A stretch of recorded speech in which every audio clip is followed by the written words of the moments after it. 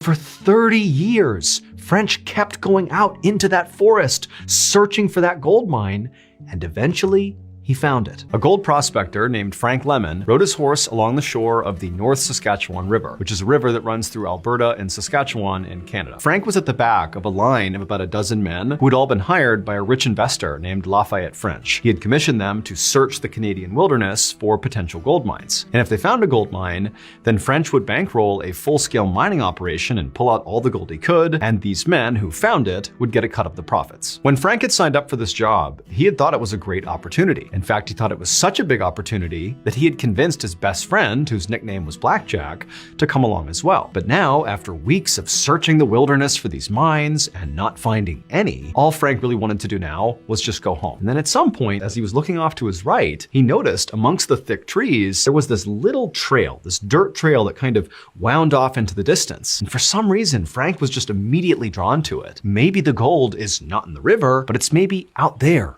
in the woods. Maybe this trail that he was looking at might lead them to gold. And so Frank turned back around to tell the rest of the group about his big idea. But when he looked, he saw all the men in the group, except for his best friend Blackjack, had continued on. And so he just looked over at Blackjack and just kind of gestured towards this trail as if to say, "You want to go this way?" And Blackjack, who was also totally over this trip, just smiled and nodded, like, yeah, let's go. For several hours, Frank and Blackjack continued on this trail deeper and deeper into the forest. As they rode along, Frank kept getting this bad feeling. Like he kept hearing what sounded like voices and footsteps right behind them on the trail. But every time he turned, all he saw was Blackjack. And he asked Blackjack, like, hey, are you hearing that stuff too? And Blackjack said, yeah, I am. And so eventually, the men convinced themselves that, what those sounds must be is the sound of their party, who's discovered they have, left the group and maybe they're out there looking for them. And so they said, you know what, let's just keep on going. Eventually, the path these two friends were on led them to a stream. And so they stopped, they got off their horses, they knelt down and they scooped their canteens into the water to get a drink. As Frank did that,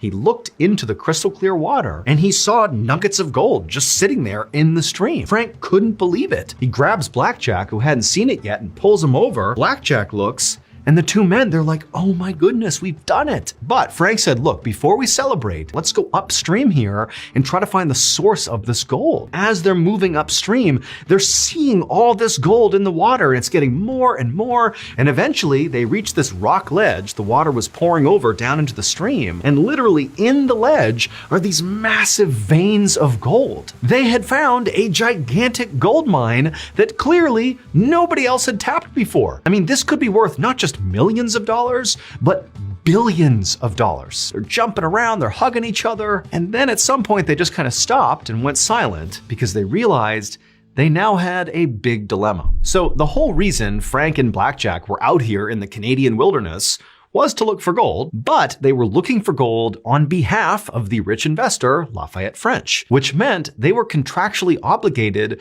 to tell French if they found gold. But if they did that, French would get rich beyond his wildest dreams from this mine. And yeah, he'd cut them a check, a piece of the profits, but it would be like nothing compared to what French would get from this gold mine. Or, and this is where the dilemma comes in, Frank and Blackjack could hide the fact that they had found this mine, and then they alone could come out here anytime they wanted, take the gold, and become rich themselves. Now, granted, they would have to be kind of subtle about it, but obviously there was a lot of risk involved in that second choice. So let's just stay here in the area, let's camp out for the night, and just sleep on this and come to a decision tomorrow. So the two men left the stream and headed over to this clearing that was right nearby and decided that's where they would pitch their camp for the night. Blackjack left to go gather firewood, and Frank began to pitch their tent. And as Frank did that, he began hearing whispers. And so Frank couldn't help but feel really unsettled. Frank and Blackjack were sitting on a log in front of their campfire eating rations, talking about what they were going to do with the gold. At some point, Frank said what he was really thinking about this whole situation. He told Blackjack, look, I think we'd be so stupid to tell Lafayette French. Why should we take a small payday one time when we can basically have an endless supply of wealth for the rest of our lives? But when Frank looked over at Blackjack to see what his reaction was to this pitch, he could see right away that Blackjack disagreed. He kind of turned to Frank and was like, look, it's morally wrong to lie here. I would rather be poor and honest than rich and morally bankrupt. And so what had started as a civil discussion from this point on really escalated and just became a full-blown yelling fight, with both men absolutely refusing to budge on their stance about what to do with this gold. And eventually, when the two men were standing up and just screaming in each other's faces, Blackjack finally just threw his hands up and said, "You know what? Enough." And he turned around and stormed over to the tent and disappeared inside. For a minute, Frank just stood there stewing by the fire, just completely furious that Blackjack didn't see it the way he saw it. But eventually, Frank kind of calmed down and thought, you know what? I need to go to bed too. Obviously, we are not near a decision. He walked over to the tent too, didn't say a word to Blackjack, just climbed inside, got into his sleeping bag, and tried to go to sleep. But after laying there for a while, when Frank had not fallen asleep, and his friend Blackjack had, he was snoring and passed out, Frank just could not help feeling enraged again at his friend.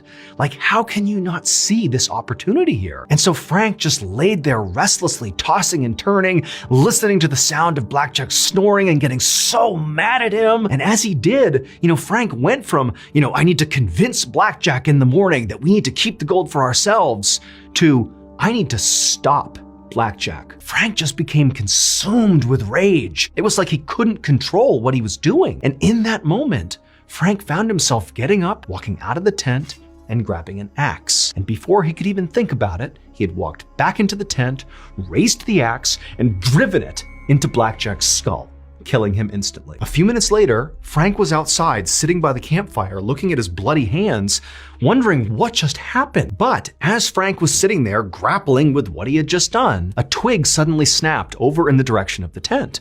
And instantly Frank looked over, and as he looked in the direction of the tent, he began to hear this low, guttural moaning. But before Frank could even begin to process what he was hearing, this sound, this moaning sound, got louder and it got closer to Frank, like it was moving in his direction, but there's nobody here. And so Frank is horrified, and then right as the sound is practically on top of him, he began hearing those whispers, those voices, except this time the voices were clear. They were talking to Frank, and they were saying, "You're gonna be tortured for what you did to Blackjack." The moaning stopped, and the entire forest just went deadly silent. And then the silence was broken by this unbelievably loud, high-pitched, curdling human scream coming from the tent, that Frank just got up and sprinted to his horse and began riding away from the gold, his friend's body, everything. He didn't care. Hours later, Frank suddenly emerged from the dark forest, and just by absolute happenstance, he arrived right in the town that he and the other gold prospectors had passed through on their way out into the woods. Now, by this point, Frank had convinced himself that everything he'd heard in the woods was actually the ghost of Blackjack. And this horrified Frank so much that he didn't care at all about the gold anymore. And so as he rode into this village, all he looked for was a church. At dawn, the priest finally arrived at the church, and Frank instantly stood up and began begging him to save him from Blackjack's ghost. Now, at first, he just thought that Frank was crazy. But once he got Frank to slow down and sort of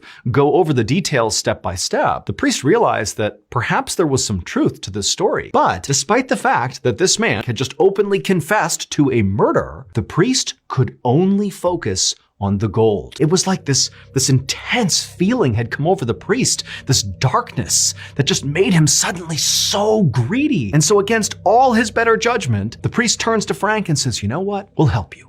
But for right now, you need to get out of town. We'll find Blackjack, we'll give him a proper burial, and that will protect you from his ghost." All the priest cared about was getting Frank out of the picture so that gold mine out in the woods could be his. The next day, the priest asked his friend, an outdoorsman named John McDougal, to head off into the wilderness to try to find Frank and Blackjack's campsite. He found Blackjack's dead body still inside of the tent with the axe lodged in his head. And right away, John, the ever-loyal friend to the priest, began doing what the priest told him to do, which was to bury Blackjack to cover up the murder. And as he did, he began hearing whispers all around him in the trees. John did what he was told and dug the grave as fast as he could, grabbed Blackjack's body, threw him inside, and then afterwards, John did the next part of the plan, which was to go look for gold. And then finally, this awful high-pitched laughter cut through the trees. He whipped around, there was nobody there, but it was so terrifying that John just abandoned the search for gold and just hopped back on his horse and fled out of there. But within a couple of days, John and the priest had convinced themselves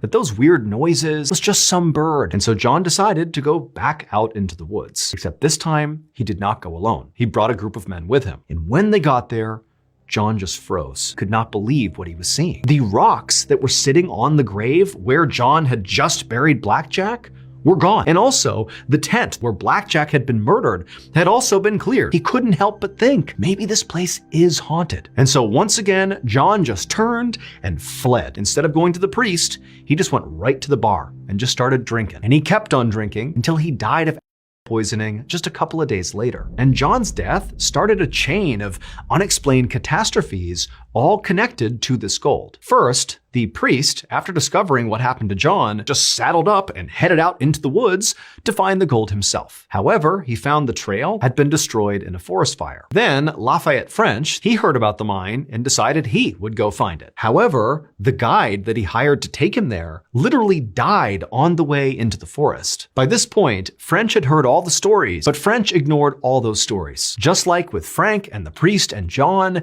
it was like that gold had an unbreakable hold on him. And so for 30 years, French kept going out into that forest, searching for that gold mine, and eventually he found it. Or at least that's what he said in the last letter he wrote back home. But we'll never actually know for sure, because after sending that letter, Lafayette's cabin burned down and he died without telling anybody the location of the mine. And so with French's death, that sort of solidified the rumors that the haunting was real. And people began to believe that there was only one thing that could explain this almost magnetic pull the gold had on so many people, and that was that the gold mine was cursed. And today, people still believe that Blackjack's ghost is out there in the forest preventing people from finding the gold. But whatever the truth is, to this day, no one has ever been able to successfully find the gold again and live to tell about it.